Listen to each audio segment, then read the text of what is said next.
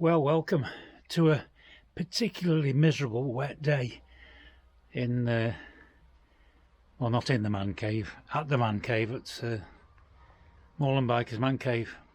I don't know if you can see how wet it is outside, but it's better inside than out. But I managed to get to film what I wanted to film for this video yesterday in perfect conditions. It's a bit of a historical video, local history I should say. I think it's interesting, but then that's me. It's something that I didn't realise existed, a little valley I didn't realise existed until a few weeks ago. Sometimes it's right under your nose and you don't realise it, little points of interest. But can I just say thank you from the bottom of my heart for those who've encouraged me to do a little bit more filming on the e-bike. I didn't know how to go down, to be honest, but so many positive comments. So yeah, the e-bike, whatever it's going to end up being called, because it's got to have a name. It's got to have a name.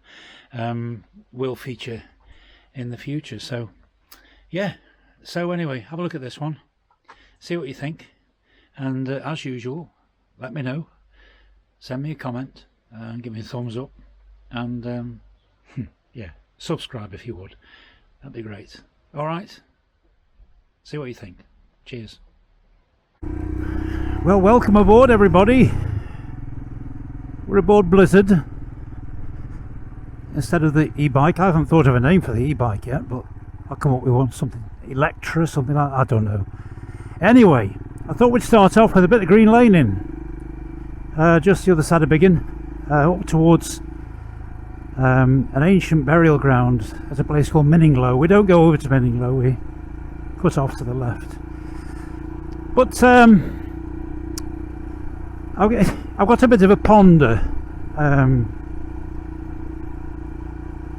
and it's, when does one become too old to travel solo?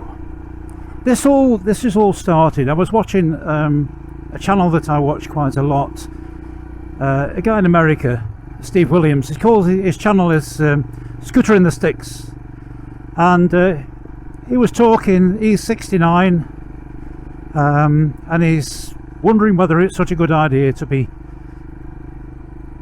travelling solo out in the wilds.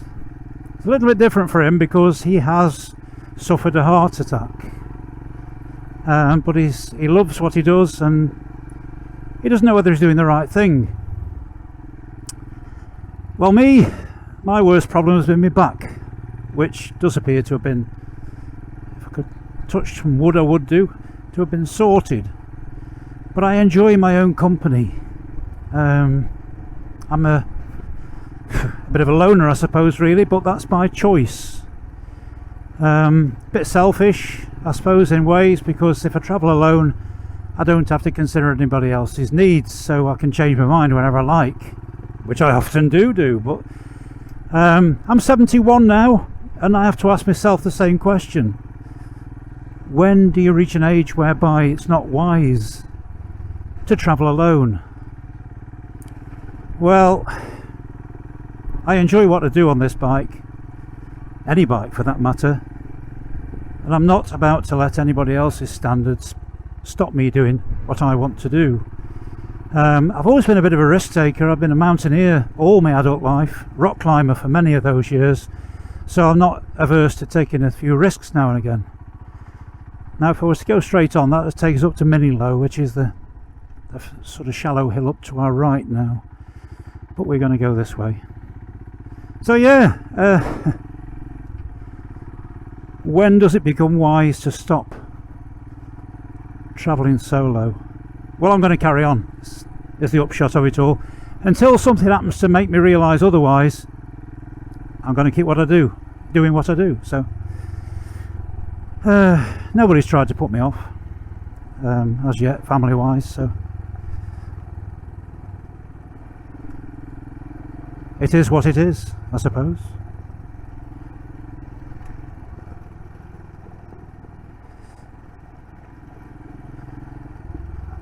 It has been said that you shouldn't really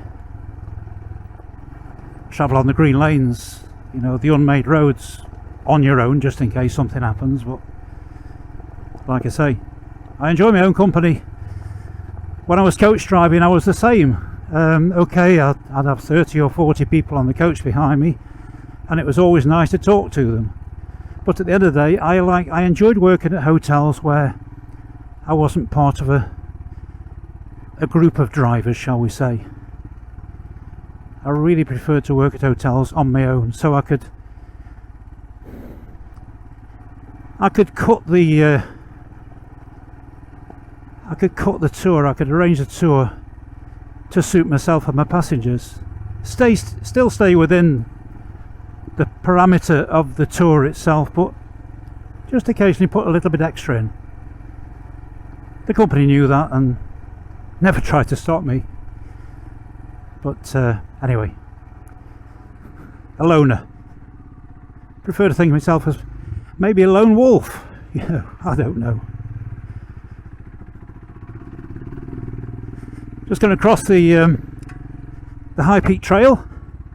Just here, this is one of the two former railway tracks that are used as cycle trails these days, cycle and walking trails, and horse riders, of course. And I'll be covering that one at some point in the future on the e-bike.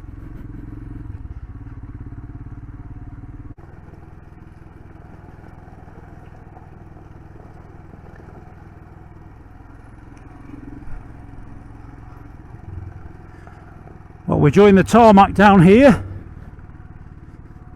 and then have a little look at the excitement hereabouts.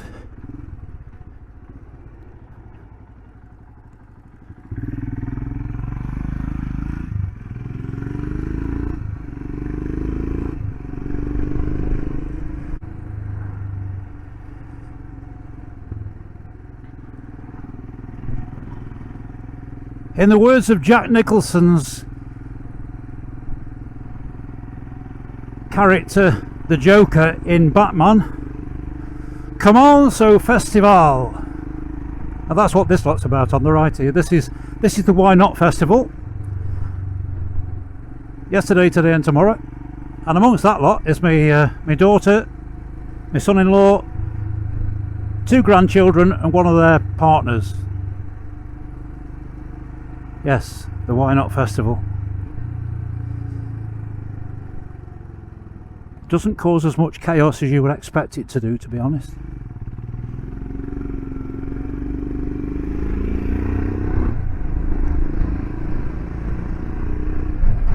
Some big names here. Not that I can remember any of them, apart from Paul Weller.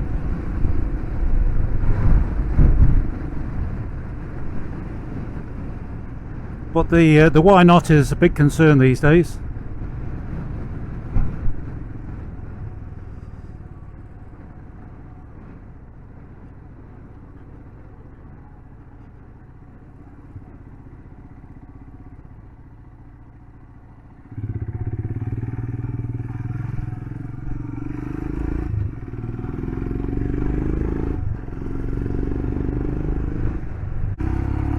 Well, having extricated ourselves from the chaos that is Why Not, we'll go in search of what I was looking for in the first place.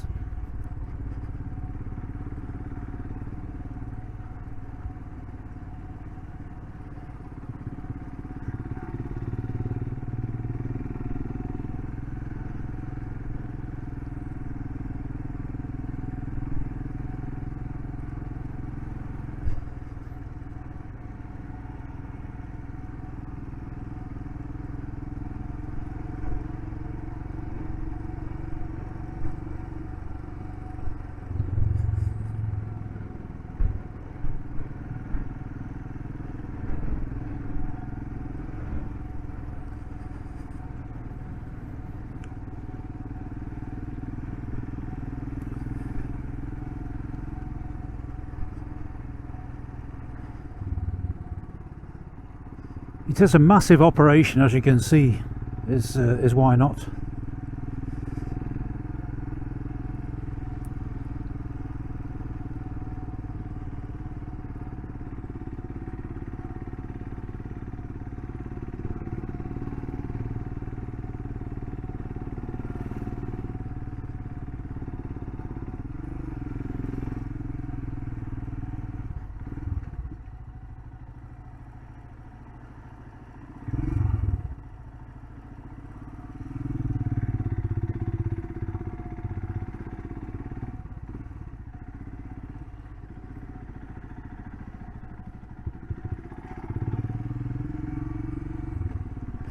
passing under the High Peak Trail.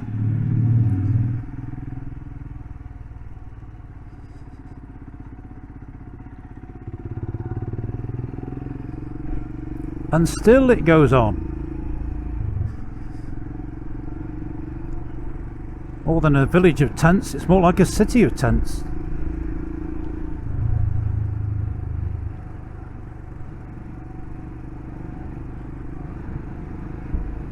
A few of which are housing quite a few of my family. Anyway, we're off to a little place called Ballyden. One or two points of interest I want to show you.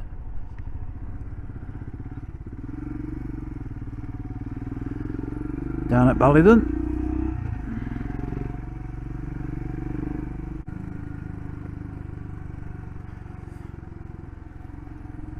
Once we turn to the right down here, we'll be treated to unrestricted views of the limestone scenery hereabouts.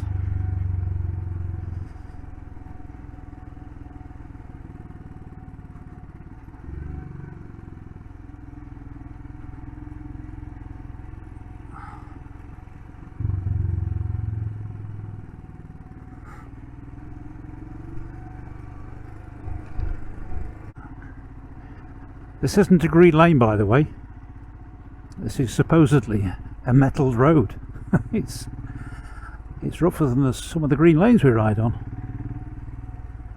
But it's not a lane that's used an awful lot, as you can tell by the grass growing in the middle.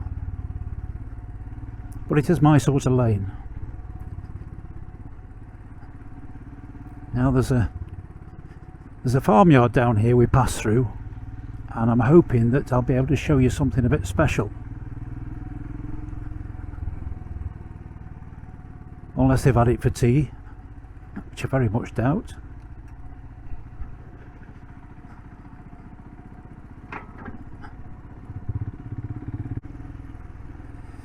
Now let's have a look, see. Yes, he's there. Just look at the cockerel in front of us. Ignore the white hens.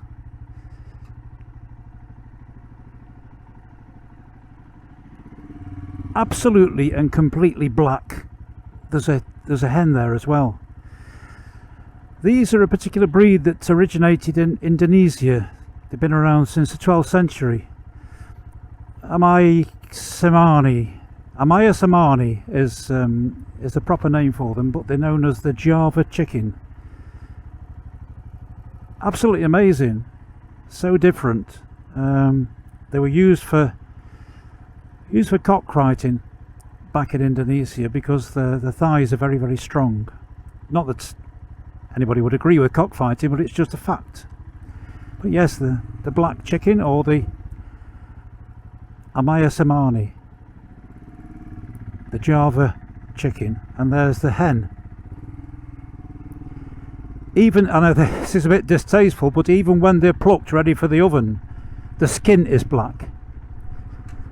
The flesh is almost black. It doesn't bear thinking about, really, does it? But yes, the Java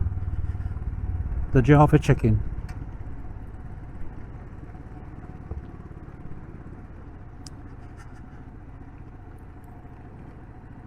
Now this building is of great interest. It is to me.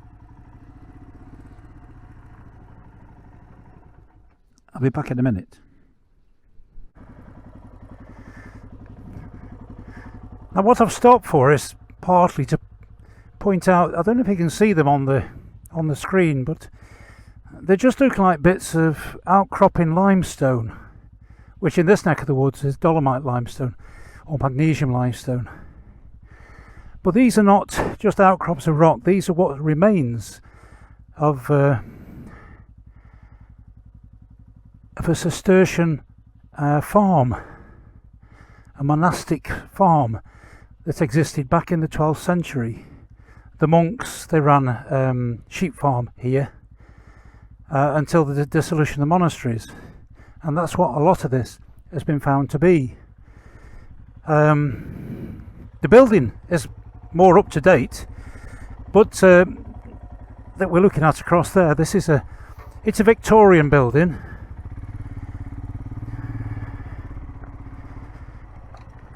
And from what I've read about it, it was a pump house.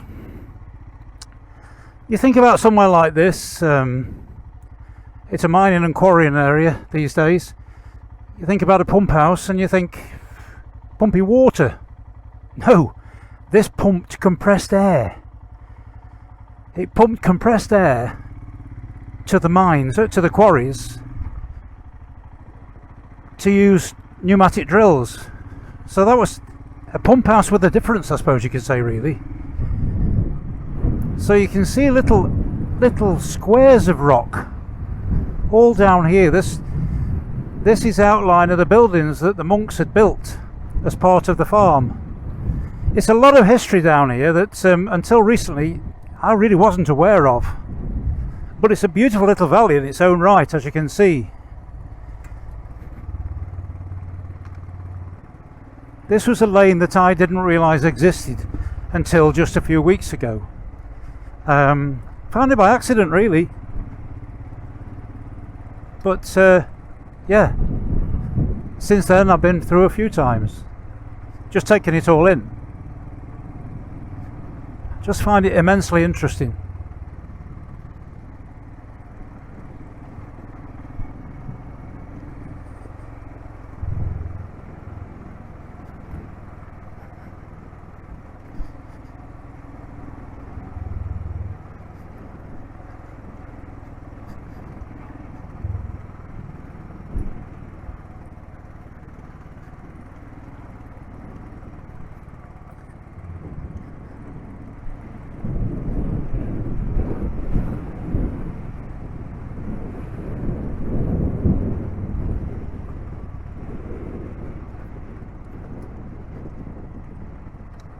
Now, just beyond the hillside on the right is quite a big quarry. It's got a massive quarry, Ballyden Quarry, of which I'll mention in a few minutes.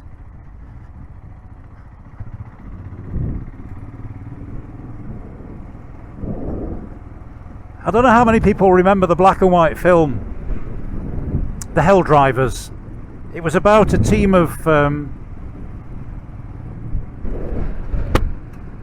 quarry drivers back in the 60s, and it involved a lot of speeded up film. The original Doctor Who was in it, William Hartnell, I think he was the foreman. There was Stanley Baker. Who was the Irishman?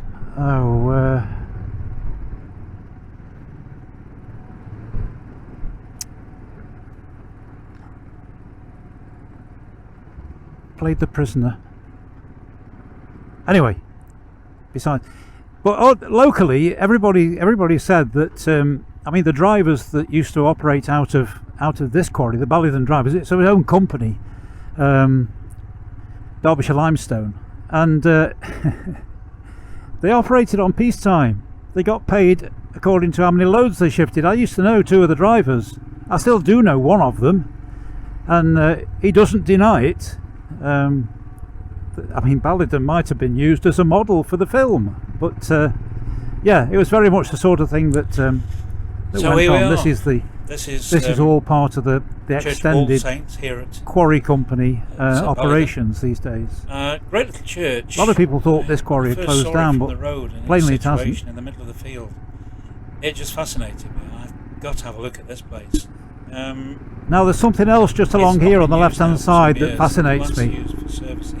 I've said before, I'm not particularly religious. The looking after of it. I'm running these teeth in again for somebody else. I'm not particularly religious, but I do appreciate church architecture. And there's one down here that's effectively in the middle of a field, and there's only a footpath to it, and it's just fascinating. It's a genuine but place, an organisation, and that's who looks after these. We'll stop and have a look when we get there. I suppose left forlorn in so many ways, but that's who looks after it now. I mean, it dates back to Norman times. It's been changed. It's been up here on the left, almost rebuilt at one point. This is the Church of All Saints here at Ballyden. Fascinating. But I really, find these little churches to be it so isn't a interesting, church anymore. particularly this one with its situation. And I hope I hope you find it of interest. I'll tell you more I about it certainly find it when we're up interesting at anyway. it. So there we go. The drone has worked, which is a bonus. Cheers.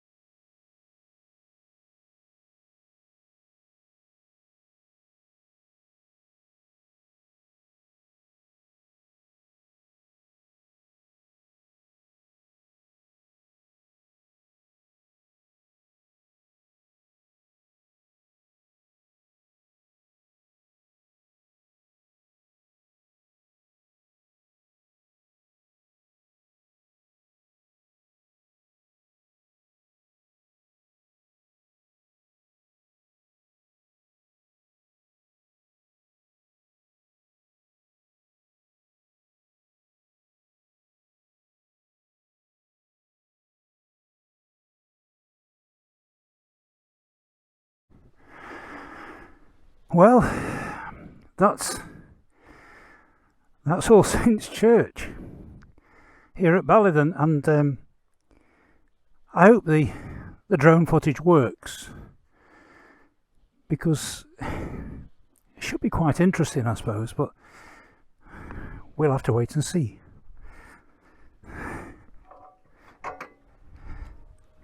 See what happens in the editing suite.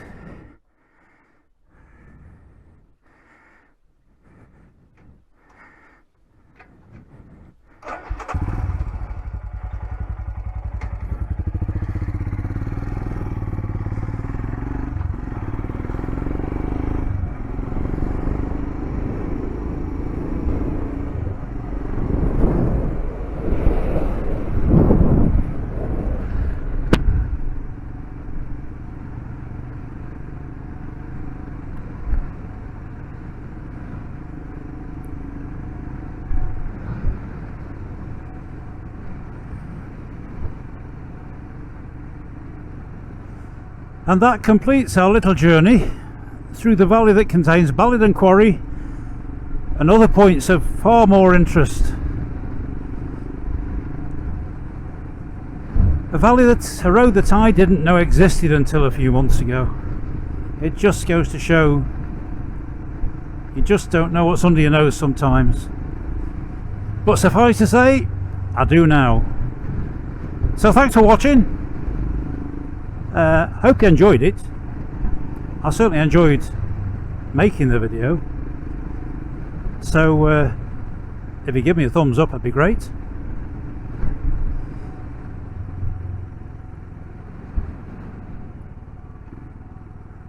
And leave me a comment, whatever sort, be it a negative comment or a positive comment.